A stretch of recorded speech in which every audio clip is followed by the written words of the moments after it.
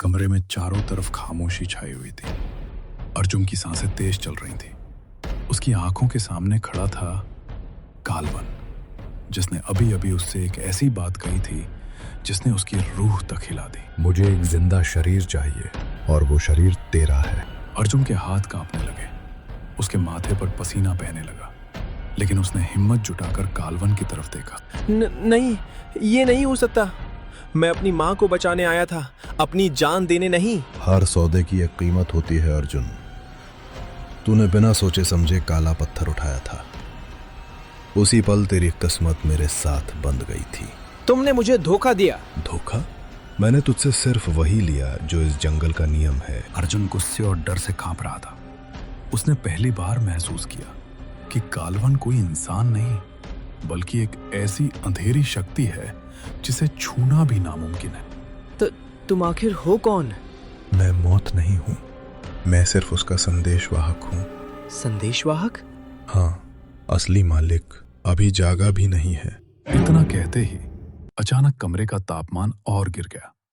दूर कहीं एक औरत की बहुत धीमी लेकिन बेहद डरावनी हंसी सुनाई दी। अर्जुन का दिल जोर जोर से धड़कने लगा और पहली बार कालवन के चेहरे पर भी डर साफ दिखाई देने लगा। कमरे में गूंज रही उस औरत की हंसी अचानक बंद हो गई, लेकिन उसके बाद जो सन्नाटा छाया वो पहले से भी ज्यादा डरावना था। अर्जुन की नजर धीरे धीरे कालवन की तरफ गई। कुछ पल पहले तक जो राक्षस उसके सामने खड़ा था, अब वही बेचैन दिखाई दे रहा था। कौन है वहां? बोलो, कौन है? चुप, उसका नाम मत लेना। किसका नाम? अगर उसने सुन लिया तो आज कोई नहीं बचेगा। अर्जुन पहली बार देख रहा था कि कालवन की आवाज कांप रही थी। अचानक टेबल के नीचे रखा काला पत्थर हवा में कुछ इंच ऊपर उठ गया। ये क्या हो रहा है? वो जाग गई है। कौन जाग गई? इतना सुनते ही बाहर से तेज हवा अंदर आने लगी। फिर जंगल की दिशा से एक औरत की भयानक हंसी गूंज उठी। उस हंसी को सुनते ही कालवन धीरे धीरे घुटनों के बल बैठ गया। अर्जुन ये देखकर बिल्कुल सन्न रह गया।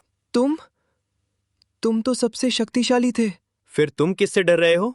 मैं शक्तिशाली हूं, लेकिन उसके सामने मैं भी सिर्फ एक सेवक हूं। अर्जुन के चेहरे का रंग उड़ चुका था। उसे अब समझ आने लगा था कि कालवन इस खेल का असली खिलाड़ी नहीं है, कोई और है जो अंधेरे में छिपकर सब कुछ चला रहा है। उसके मन में सिर्फ एक ही सवाल था, क्या उसकी मां सच में ठीक हो गई है, या ये सब किसी बड़े खेल की शुरुआत? मैं ये सब नहीं करूंगा। मेरी माँ को छोड़ दो। अब फैसला तेरे हाथ में नहीं है। अगर मैंने मना कर दिया तो सुबह होने से पहले तेरी माँ की सांसें हमेशा के लिए रुक जाएंगी। ये सुनते ही अर्जुन के पैरों तले जमीन खिसक गई। उसे अपनी माँ का चेहरा याद आने लगा। वो कुछ भी करके उन्हें खोना नहीं चाहता था, लेकिन वो अपनी जान भी नहीं देना चाहता था। अर्जुन पहली बार ऐसी मुसीबत में फंसा था जहां हर रास्ता मौत की ओर जाता दिखाई दे रहा था। तुम चाहते क्या हो? समय आने पर सब पता चल जाएगा।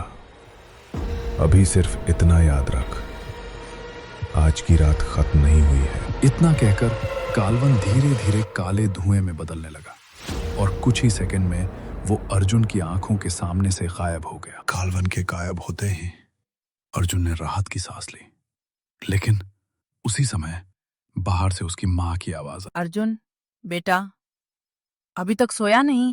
आ रहा हूं माँ। अर्जुन ने जल्दी से कमरे में चारों तरफ देखा। काला पत्थर अब भी टेबल के नीचे पड़ा था। उसने उसे छूने की हिम्मत नहीं की। धीरे धीरे वो कमरे से बाहर निकल गया, लेकिन जैसे ही उसने पीछे मुड़कर देखा, टेबल के नीचे रखा पत्थर अपने आप हल्का सा हिल गया। अगर आपको हमारा वीडियो पसंद आया हो तो चैनल सब्सक्राइब कर लें। काला पत्थर क्यों हिला और कालवन किससे डरता है, ये सब जानने के लिए एपिसोड 3 देखें। नया एपिसोड जल्दी आ रहा है। बेल आइकन दबाएं, लाइक करें और कमेंट जरूर करें। मिलते हैं नेक्स्ट वीडियो में।